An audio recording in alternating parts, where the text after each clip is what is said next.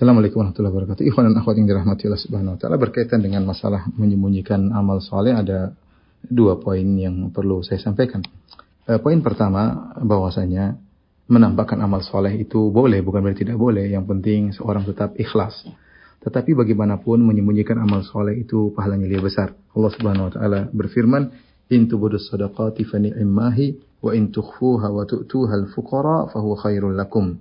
Kata Allah Subhanahu wa taala, jika kalian menampakkan sedekah, maka itu adalah hal yang baik sekali. Dan jika kalian menyembunyikannya dan kalian berikan kepada orang-orang fakir, maka menyembunyikan itu lebih baik lagi bagi kalian. Surat Al-Baqarah ayat 271.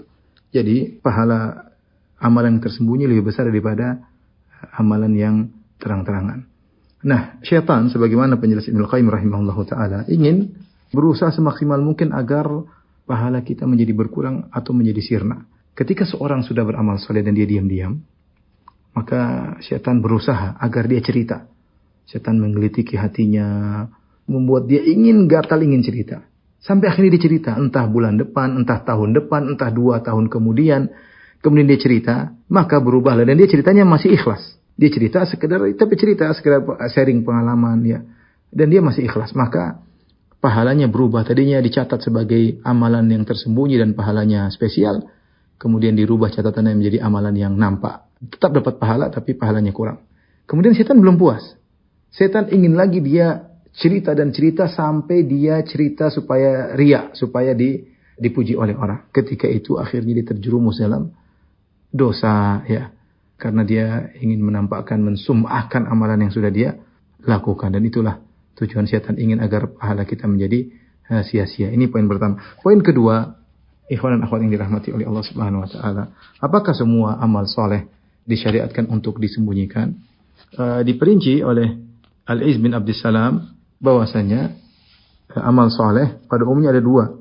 Yang pertama adalah amal soleh yang memang disyariatkan untuk disyiarkan, ya. Ini biasanya berkaitan dengan amalan-amalan yang wajib seperti azan, iqamat, bertakbir, kemudian khutbah, kemudian sholat jamaah, sholat berjamaah, syiar. Kemudian misalnya amar ma'ruf nahi mungkar, sholat Jumat, sholat Id, mengantar jenazah, ya. Ini perkara-perkara yang memang harus dinampakkan. Ini syiar kaum muslimin, ya. Syiar kaum muslimin, ya. Jangan disembunyikan, justru harus disiarkan. Bagaimana kalau orang yang melakukan amal ini semua, dia tetap mensyiarkan dan dia berusaha ikhlas, dia berjuang, ya, untuk tetap ikhlas. Ini yang pertama. Yang kedua adalah amalan-amalan yang tidak demikian.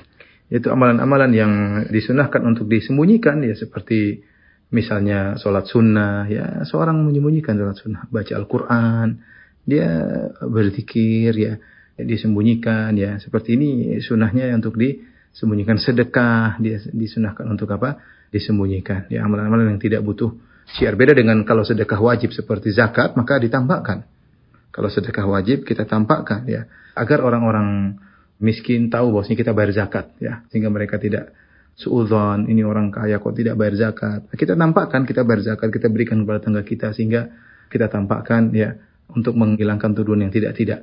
Dan ini juga adalah syiar membayar zakat. Demikian juga misalnya udhiyah tadi masuk dalam golongan yang pertama, adalah kita tampakkan bahwa ini syiar, kita menyembelih untuk Allah Subhanahu wa taala. Tapi yang tadi yang sunnah-sunnah seperti baca Quran, zikir, salat sunnah, sedekah sunnah, maka hendaknya kita sembunyikan.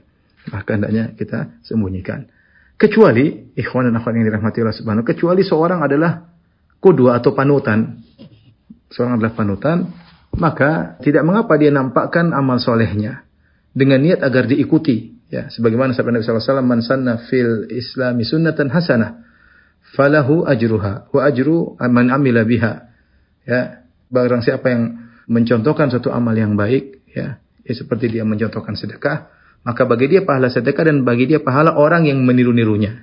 Hadis ini diucapkan oleh Nabi ketika ada seorang sahabat yang bersedekah, setelah dia bersedekah akhirnya diikuti sahabat-sahabat yang lain. Maka jika seorang adalah panutan, maka dia nampakkan amal soleh yang dia kerjakan. Sedekah dia nampakkan, tidak semua tentunya. Dia tampakkan sebagai contoh, sisanya dia sembunyikan, ya. Kemudian juga sholat sunnah, dia sholat rawatib mungkin dia tampakkan agar dilihat oleh orang, agar orang mengikuti. Dia baca Quran di masjid agar orang mengikuti, ya. Seperti ini kalau dia panutan, maka dia nampakkan sebagian amal dia, sisanya dia sembunyikan. Sehingga dia menggabungkan dua-duanya, ada amal yang soleh yang dia sembunyikan, yang pahalanya sangat besar, dan ada amal yang dia tampakkan bukan untuk ria, tapi dia bertujuan agar memotivasi orang-orang untuk bisa mengikutinya. Demikian ikhwan dan akhwat yang dirahmati Allah Subhanahu wa taala, semoga bermanfaat. Allah alam bisawab.